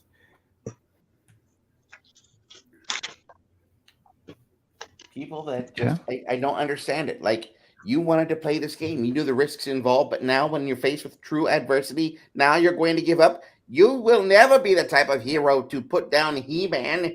You would likely not be able to even put down Trapjaw, and that would be a very easy task. So as far as my players go, I will start out from the very get-go, my session zero, my opening thing of, hey, this campaign, you're going to be going through dungeons, this campaign you're going to be in a wilderness survival mode, so traps may not be a thing. During character creation, I'll kind of give hints to, hey, expect traps, or hey, don't expect traps. But at the same time, if my players are looking for traps frequently, they had better be in a dungeon, not just literally anywhere. If my players are not looking for traps, well, then they're likely in the wilderness. However, if they are in a dungeon and they're not looking for traps, well, it's going to suck to be them in about 5 steps. I swear, you've never played with a person who did far too many years out in the bush, did you? Because I know far too many players that whenever they get into the wilderness, all of a sudden they're having their PTSD, and they will let you join them on their PTSD, and they will start telling you about the various things that you see on the punji sticks, and if there's any traps or any deadfalls or any trees with stored kinetic energy that you step in the wrong way and the tree branch is suddenly free and it swipes you straight into the pointy things with disease and animal entrails upon them and fecal matter. Oh my God, yes, so much fecal matter had to get cleaned out of the wounds. Oh, yes, yes. So the Rangers are your best friend out in the wilderness. If you have the ability to get through the wilderness with a Ranger, that's very important. And if you don't, then you should never walk without a summoner. A summoner should have his Eidolon or some summon buddies in front of the group on the predicted path, which you will follow, and then let him hit all the traps, because he's not real. And if he doesn't have an Eidolon, let him summon some first-level adventurers or some kobolds or something harmless, something that's just meat. You want more meat in your group to suck up that kinetic energy and let you know where problems are at. Yes, yes.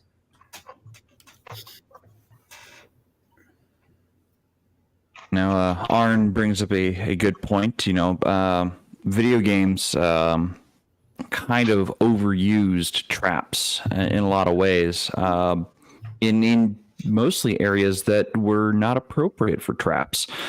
So he's right, that some of our games have been influenced, in negatively speaking, by video games in that manner. So yeah, I can see that, and I can agree with that a little bit. Yeah, Max like I said says, earlier, yeah. the technological level is going to have to dictate whether or not there would be any such thing to begin with. The Egyptians, I mean, I know the Egyptians had traps for their pyramids. The Greeks had traps for some of their temples. Really? Yeah. I can't think of one. I know there were rumors, but how'd that happen? I can't think of one physical pyramid that actually was documented as having traps, other than maybe the bacteria that may have been left behind. I really can't think of a single pyramid that I've studied that actually said, oh, by the way, this one was trapped. I can think of a couple places that when they opened the vaults, poison gas came out, and they didn't know if it was poisonous gas or if it's just gas from or air from Mount Vesuvius that they were breathing in, and somebody found a lot of ash choked air and they swallowed it whole. I wish I had built Snake Mountain on the side of a volcano. Wait, Snake Mountain is built on the side of a volcano. Depends on who's running Snake Mountain. The snake actually comes alive. Depends on. Anyways, that's whatever you do. Don't get the Eternia. You do not get the Eternia box set. That's a waste of money. All right, what was it? Legion of Myth says, most Grimtooth's traps are excessively stupid, but in a game of adventure, which doesn't represent the real world, but in a game of adventure, which doesn't represent the real world, but mimics the ancient epics, traps and puzzles abound. Let's see here, going down the list. Covered that one. That one. And here we go. Oh, traps were just... sorry, this screen's way too far away from me without my glasses. Traps were just devices and to hide the entrance. Okay. Deceive. You deceive? Okay. Yeah, like I said, I don't have my glasses on. All right. So it is that time of the evening where... it's about time to wrap up. It doesn't matter what was done, history, unless your game is historical fiction. Yeah, okay. Yeah, I mean, yeah, most of my games are sword and sorcery, so, my world, my history. You guys can jump in on some of these as well if you'd like. I don't mind. Right. My basic point, guys, is the more complicated the trap, the more technological knowledge that's out there in the game world. And I don't know about you, but I try to keep my technological levels to a certain point. Otherwise, you start getting into giving the players the idea that they can suddenly turn your world from a medieval fantasy game into a steampunk or industrial age game setting by being able to cite my own examples against me. If suddenly like Connell said, with knowledge of how electricity works, if they never get to know that, then I get to keep the technological level and the setting and the theme of the game where I want it, so to speak. Obviously, I have many game worlds that have evolved, so I've seen the process and the different directions things can go depending on what you allow in the way of technology. If you want to keep your game sword and sorcery, then you're probably better off making the traps magical as opposed to technological. Like Max always says, if magic exists in the world, why would they come up with these technological ideas when you could just use magic to do it? And in that respect, this kind of reemphasizes that point. I want to keep my game worlds where magic is the dominating factor as opposed to, steam power, electricity, etc. Even Gears start, pushing toward that inevitability where suddenly, you're not really playing a medieval fantasy game. You're playing some other sort of era. And for me, I'd rather just keep my tech levels down. Not always. Some worlds, my tech levels have gone up through gameplay, but the more you give your players in the way of traps, you may be feeding their own imagination as to what they can start creating when they start crafting things. It's like, well, I know about gears now, so I can start making things that use gears. Or I know about this technology because of all those traps that we ran into. That's amazing. With your 12 strength, I'm sure you'll be very valuable at the forge. Of course, yes. That 70-pound gear. Yes, put it over your head, Hercules. I don't mind having not modern day technology. I'm not talking about guns or anything of that nature, but I don't mind there to be some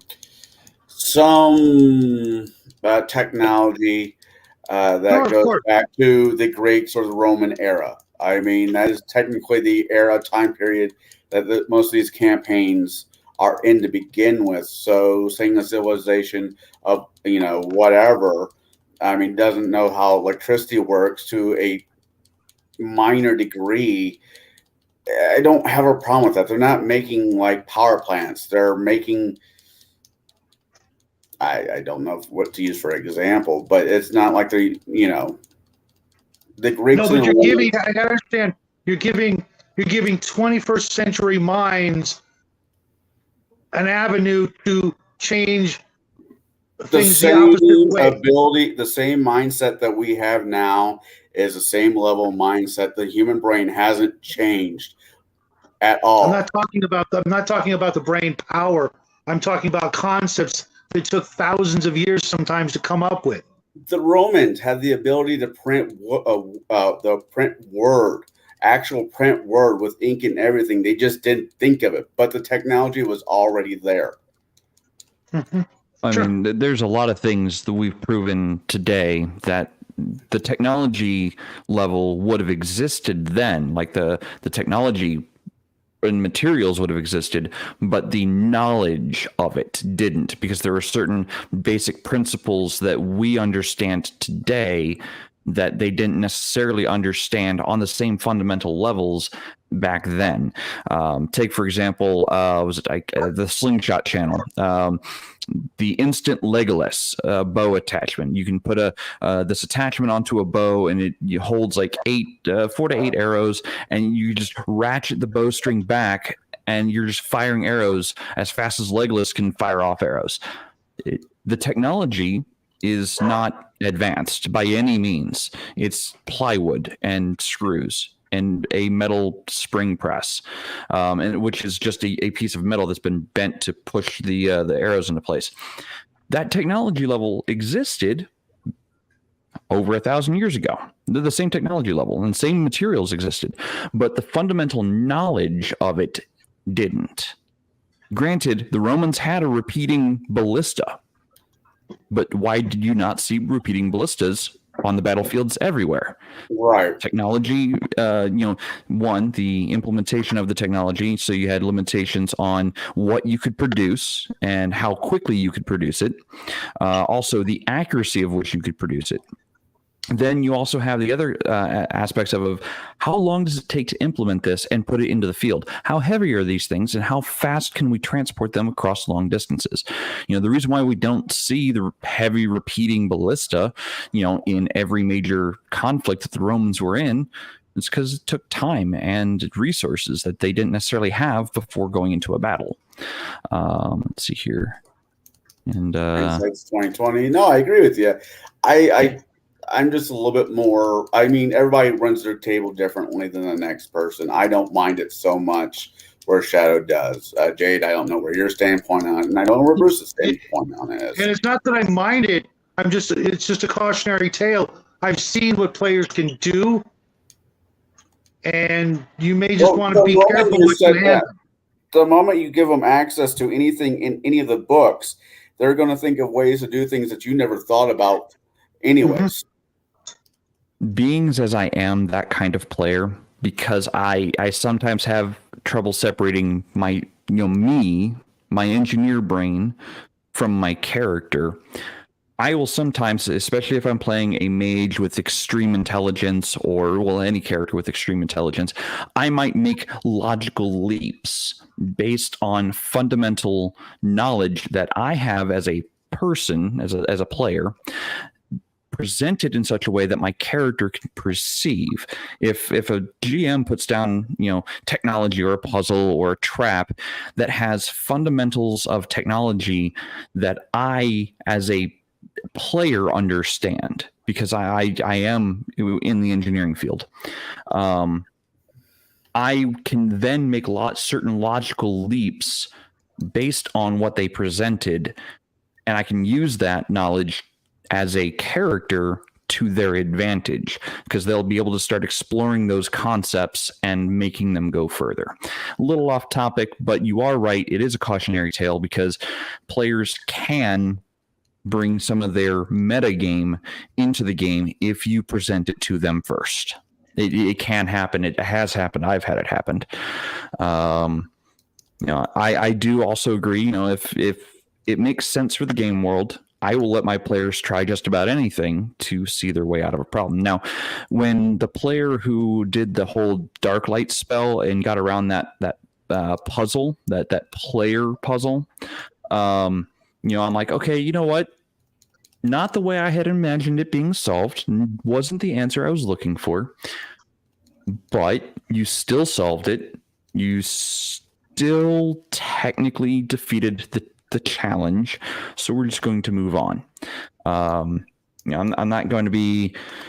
I think I was minorly upset because, granted, there were the spell compendium had just come out. I had not read all the spells yet. I had not realized that there were certain spells in there that I should have just banned, outright. I've since banned those spells, but I've also since stopped playing that game. Right. So, anyway, so we are over the 2-hour mark, and I think it's time for the outro. I'm going to start with Shadow. What have you got going on for the rest of your week? Well, as you guys probably know, I've been doing Why We Play the Game series. Okay, I've been having trouble all night with the visuals. Like your voice was, your face was moving to speak, but it's silent on my end. So if I stepped on anybody tonight, that's it. I'm having really weird issues. I mentioned that before with Connell. It was like watching a kung fu movie. But I've got this new series of Why We Play the Game, and this week I'm going to be asking some questions to the viewers out there. Why you do this or why you do that, and I'd really like to hear back from you guys, because it's building up to something for the following week. I've also got my regular videos, just about one video, between 1 and 3 videos a day we're doing now, just to pump stuff out there, because we're this is one of our favorite months to do videos, that being October with Halloween, etc. Plus, we're trying to get to the point where like I've told you guys before, we hit 500 subs. Going to be giving away $500 in unopened miniature model kits and possibly even some game books. So we're really trying to, get there. We've actually been doing really well, and we really appreciate all you guys new guys out there that have come and subscribed to us. Maybe even some of you guys who just recently subscribed. So let me take this opportunity to thank every one of you, and hopefully we'll get there by Christmas so I can really, dump a lot of cool stuff in the way of giveaways out to you guys, because we're really appreciative, and this is the best way to show our thanks, is to literally do something physical. Otherwise, I've got videos with just about everybody. I had a game with Bruce and Connell Saturday. I've got my regular videos Sunday with Connell and my son, and then tomorrow we'll all be doing table breakers. So you'll see all of us a whole lot more this week, and we're looking forward to it. And what about you, Connell? What have you got going on this week? Tomorrow, I have table breakers with everybody here on the panel. Friday, I'll probably be hanging out with Max if I haven't decided to go see the new Black Adam movie. Hint, hint, nudge, nudge for my local people here. Saturday. We don't have game. That's next Saturday. We have game with Bruce, unfortunately. I might be involved in a Civil War tabletop game, which apparently this game involves using snail mail and 3 other game groups to get it going. So I don't quite understand it all, but I will let you all know once I get it figured out. Are you starting up a game of diplomacy? I don't know. They said it's Civil War based, 28 millimeters, 28 inch fig. So it'll be interesting. And Sunday, we're going to have a howling good time with the 1980s Michael J. Fox. Yes, you heard me. Before the Twitching Man became the Twitching Man. Ow! The Teen Wolf. Every about American Werewolf in London.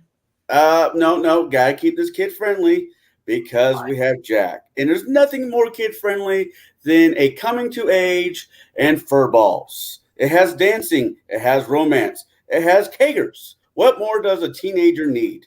It's gonna be a furry starter. Max will not be there, so no, it will not be a furry starter. That's what I got going on Sunday. And what about you? Only Hands Network? Ew. That sounds dirty. It is. Well, tomorrow night I'll be hosting Table Breakers. We're going to be wrapping up the final installment of, I believe, Classic Monsters Revisited. And what can you do with things that we've been playing and bumping into since 1974? Yes. And then after that, we'll do panels and we will have discussions. And there will be much gnashing of teeth. Yes. So, oh, looky there, Max. It says, pull the red rocket out of your brown pucker hole and tell me about furry. That sounds like a man from experience. Yes. He flowers it up better the 3rd, 4th, 5th time, doesn't he? Okay. So, what we do is we'll be discussing these classic monsters and how you can improve them and how you can tark them up and trot them out for the best classic monsters for your smelly hole in the earth that you force your heroes into. Yes, they're worth experience points, you fuckers. Get them. And if not, well, you can always animate them later. All right. Well, I unfortunately will be, fortunately yet unfortunately, I will be traveling this weekend. Traveling to a family function. So I'm not going to be able to get in front of the camera. Now, I did do a unboxing of, the products there behind me, Call to Adventure, Epic Origins, on Monday. I will try to do more unboxings of my Kickstarters. I think my wife is expecting Hike. It's a kind of a draft game for sled dogs.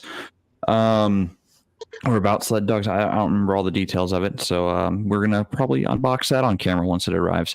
I've got some more Kickstarters coming in that I'll be unboxing. So if you haven't done so already, I invite you to subscribe. And, that'll be probably what's going to be on my channel in the near future.